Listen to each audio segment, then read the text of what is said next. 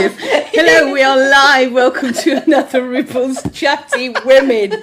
We are bang on 12:30 now. The mystery voice is there. Stop moving the iPad, will you? Stop moving it. I'm sure you can. Hello, say hello. Hello. And they will introduce themselves in just a second. So 3 topics to discuss in the next 15 or 20 minutes. Would love your company and your thoughts on these topics. It's been one of those mornings. Love for you to share. Make sure you comment if you like what you see or hear, or don't for that matter. The emoticons are there as well for you to share your thoughts with us. And if you've already tuned in, haven't got anyone yet? Yes, we've got Sandra, Amy, Pravina.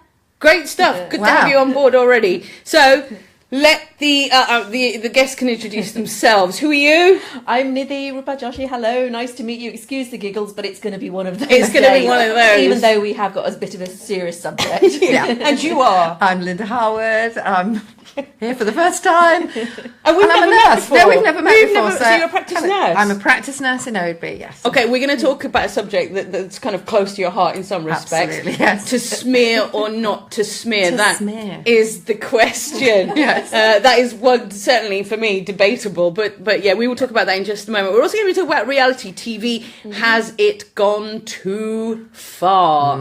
If you are a fan, or you've got to that point where you think, I cannot any longer watch reality TV programs, then please let us know.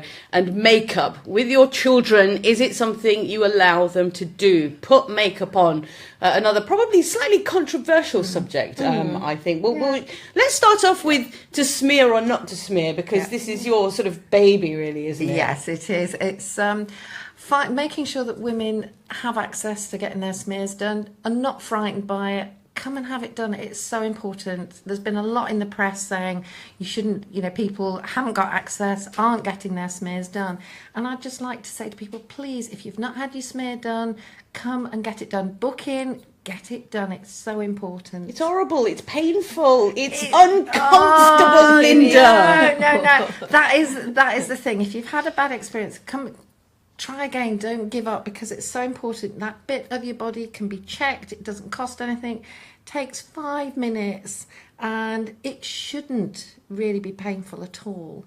When it's done properly, unless you've got an infection, if I'm allowed to say that, it shouldn't be painful. And the nurse, we're all women, and do unto others as you'd have done unto yourself, basically. So it's so important to have it done. It's really important about women's health, isn't it? It's really important for us to make sure we look after ourselves, and the only way we can know is if we go and have the smear. Yeah, so it's for young women starting at 24 and a half, and it goes up every 3 years until you're 50, and then after 50 it's every 5 years until you're 60, 64, and it literally does take 5 minutes. You might have a little wait in the waiting room, but then once you're in with the nurse, a few questions you have to go through, and get it done. Yeah. Here's my culturally, how do you tackle the different cultures? Because obviously within the Asian culture, we don't talk about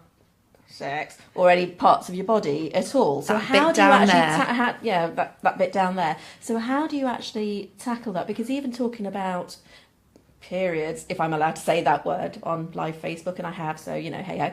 But even talking about things like that seems to be a bit of a taboo subject within the Asian community, to the point where I've had friends telling me that their doctor told them they didn't need to have a smear test because they were unmarried. So how do you tackle that? What is needed amongst that group? Doing something like this is brilliant because it's getting it out there. It's also, like the other week, I went into one of the local schools and had a chance to talk to a group of Asian ladies about smears, because a lot of misunderstanding, not knowing what a speculum looks like, how it's done, how long it takes. So it's doing that kind of thing, getting out there, talking to people, sharing, and hopefully encouraging people not to be frightened, to come and, I would be more than happy for somebody to come and see me and just have a chat, show them what it involves, and then booking them back later. It's not wasting time. Why should breaking the barriers down? Why should we have a smear? What's the importance of it? The importance of a smear is checking that your cervix, neck of the womb is healthy. And it's also, women still die from cervical cancer, and it's a treatable, preventable illness. So that's why it's something that can be done. You can have your smear done. If there's problems, it can be picked up at a really early stage, and then treatment can be done. It's not like, oh, you've got a problem with your cervix. Never mind. You can actually do something about it, and there's treatment available, and it doesn't cost anything. That's the thing. In so many countries, this service isn't available, whereas we've got it. It's free in this country. So do it's so women important. take up the opportunity to come and have smears, or is there a bit of a struggle to actually get women, to get down and make an appointment with a nurse? There are problems, and targets aren't being met, and that's why we're sort of trying to get out and talk to people and say, come on, have your smears done, because there's women today still dying from cervical cancer, and it's often people who haven't come and had their test done, and then when they start having problems and they find out what it is, it's gone too far. I mean, there was a lot of publicity some years ago with Jade Goody, who died from cervical cancer. And then when that happened, lots of people started coming. But that of the Jade Goody effect is wearing out, and people aren't coming. I know for me that I kept having abnormal smears, and I went because it's like, what is going on with my body? And actually now it's like, okay, it was stress. It was stress that was causing it, and my body was responding, and it was really good that I had these kind of 6 monthly checks. It's like, let's keep an eye on you. And I feel I've benefited, because it's being able to talk to someone about, well, there is something going on. And then I had a complication, and I was postmenopausal. And I went straight to the doctors, and they had me kind of admitted to hospital. It's just like, and it's like, wow, it's really important. It's really so important. It is really important, but I don't know about you, Nidhi. Every time I've been, it's not the most comfortable experience ever. You didn't come to me then, obviously. That's just it. I need to book an appointment with Linda. That's what it is. But I mean, it is really, really uncomfortable, and it shouldn't be. It is. I've had an experience I've had experiences with smears where it has been comfortable. So I would kind of say, well, if you've got the right person doing it, then and I've had a lot of, and it's sad for me when people do come and say, oh, they've had a really bad experience, and then so I try and make it as best as I can for them, and women do say to, and this is me not bragging or showing off, it's that people have said, wow, that's the best smear I've ever had. I mean, I've got to say that the nurse that I went to for my smear, she was lovely, and this is when I was living in a different part of the country. She was lovely, but it still was very uncomfortable. But it's a few minutes of being uncomfortable, I guess. Precisely. For safety. For safety and for our own health. Any messages, Mystery Voice? Have we got anyone else watching Mystery Voice? Simon and Sam. Good to have you on board. Your thoughts on smear or not to smear? Smear. It's definitely, not nice, but smear. Definitely smear. So important, very important. Should we move on to makeup? Let's talk about makeup and children and makeup, particularly. I mean. I know a lot of women, we all do it. There'll be days where we'll want to wear the full face of makeup. There'll be days where we don't want to. But when is it appropriate for a child to be wearing the amount of makeup that, say, a 30-year-old woman would wear? I remember when I was teaching out in another country, and one of my students was only 11, and she had a massive bag full of makeup. I mean, her bag was bigger than my normal handbag. Foundation, powder, blusher, eyeshadow, mascara, lip liners, lipsticks, you name it, the whole thing. And she was a beautiful girl. You could see that she was beautiful without makeup. So what made her feel that she needed to wear that level of makeup that, that a 30, 35, 40-year-old woman would wear? For me, I'm not a mother, so maybe I'm speaking out of turn here, but I personally wouldn't want my daughter to be wearing that level of makeup at such an early age, because she's young, she's a child, let her be a child. But then we were talking about the pageant shows and, all of these beauty pageants and stuff. So, what is appropriate, what isn't appropriate. And maybe you're a parent watching this right now who allows your child to have to put makeup on. And I think the age is sort of getting younger and younger. You know, I never have dreamt of putting makeup on. No. You know, or my parents would never have let me put makeup on at 13 or 12 even. No. But now it's kind of the norm, and they follow a lot of, I think, I don't know about you, Linda, but I think, you know, it's the culture that we live in and the society we live in. We've got, you know, reality television stars and so on, which we'll talk about in a bit more detail, but who are, you know, putting on so much makeup. You've got actors and actresses and models and whoever, and they're all influenced by this. Well, Younger people want to look it. like they're 10 to 10 years older. Yeah. And you know, they're children for such, I know, obvious short period of time, but they want to put this stuff on their face, and it's a mask. What are they trying to prove? For some of them, it's trying to look more grown up, but you'll be grown up for long enough. Yeah. And Forever. forever. No, exactly. It's not And nice to know, it's again trying to put on this false face. But it depends, doesn't it? Because I know when I used to work with people, and I remember working with a particular student. You know, we're talking about 20 years ago. A 16-year-old came in with a real thick cake of foundation, powder, the whole works. But then it was, you know, there were other issues that were really deep-rooted.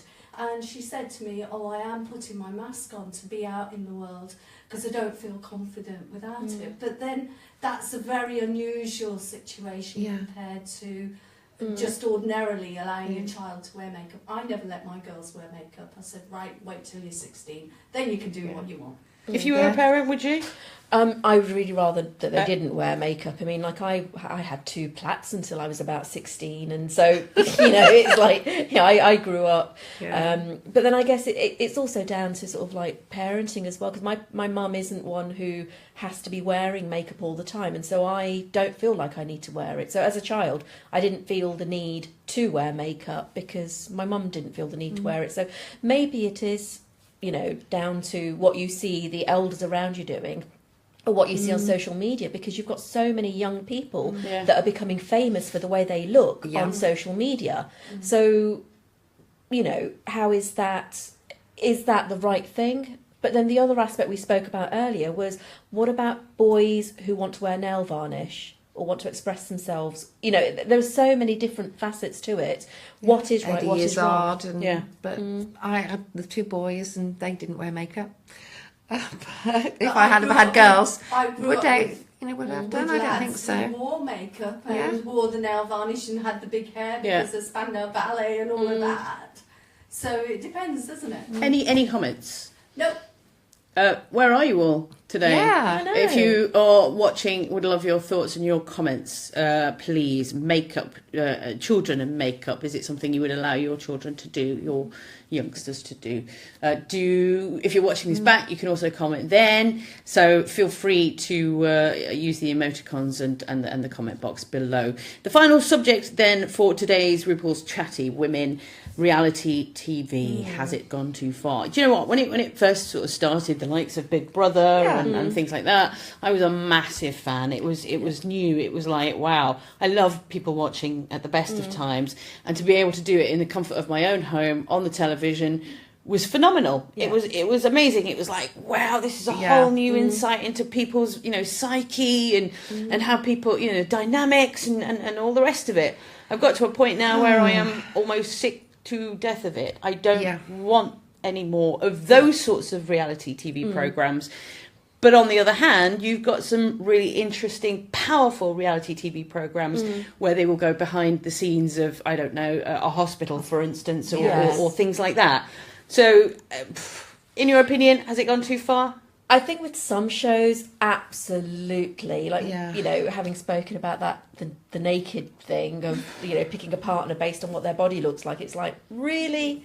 Good grief. You know, what how level, shallow. And what level of depravity have you got to that you find something like that interesting? I agree with you in terms of, you know, sort of like the hospital reality shows, and I must admit, I'm a big Gogglebox fan. I Yeah. love watching people watching TV because just the comments and you can relate to it because actually that's you. You might be watching something and be like, what is that about? What's she saying? No, get out of the room. You know, and it's great watching that. But some of the other things where it's just celebrity people going on to things just to try and get famous. Yeah. Yep. That, oh dear. And then they go on to do all sorts of other things and they're famous for being on Big Brother. It's just the latest one, of course, is Love Island, which, you know, everyone's raving about. I've luckily not watched a single episode of it. No, neither watched it. You know, I know people that are obsessed with it and actually love it. So reality TV, has it gone too far? We have a comment. Sook says, "Hey Rupal, great show. Reality should be utilised to make people aware of issues such as hospitals, etc. Big Brother needs to go home." So thank you. Agree. I totally agree. So is there a place then for, you know, some reality TV, you know, things that you would never otherwise... Yeah, to tell you the truth, sorry, I think especially within sort of like the NHS side of things, for people to see exactly what's going on behind the scenes and what our doctors and nurses and hospital staff and GP staff, you know, within the medical profession are having to deal with on a daily basis. I think things like that, yes. Benefits Britain? No, because that just winds me right up.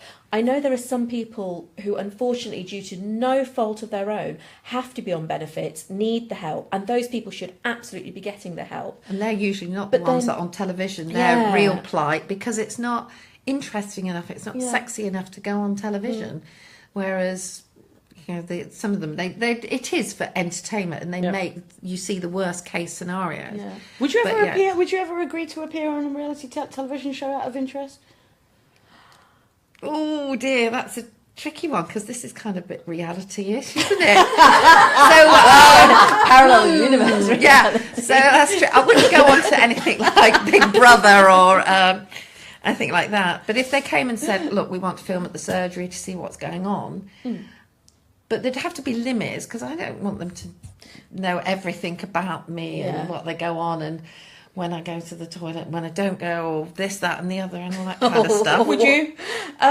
Again, there would have to be a reason behind it. Would I do Love Island? No. Would I do? Would you do Gogglebox? Gogglebox. Do you know what though? Great idea. I think they should have a goggle box. You know, people watching the Gogglebox who is watching TV because we sit there watching it and we make comments about the people. The couple I loved were the posh. Drunk couple, like literally with their big glasses of wine. Love watching them. I've never watched reality. You need to TV. watch Gogglebox. No, Gogglebox. Hang on. No intention. People watching people. Forget it. No, that really is going too far. No. I think that is what is needed. No. Honestly. Forget not happening. No. Oh, this conversation no doubt will continue after we stop broadcasting this. Please make your comments known to us, and if you've liked what you've seen, then please do share. I do this every other Sunday. So in 2 weeks' time, that's when we'll see you. In the meantime, Linda, it's been lovely meeting you, and thank you for joining us. And Nidhi, good seeing you as always. As always. And that mystery voice, I'm never quite sure whether I'm happy about mystery voice or not. We love you, mystery voice. Thank you for watching. Mystery voice. Bye. Bye.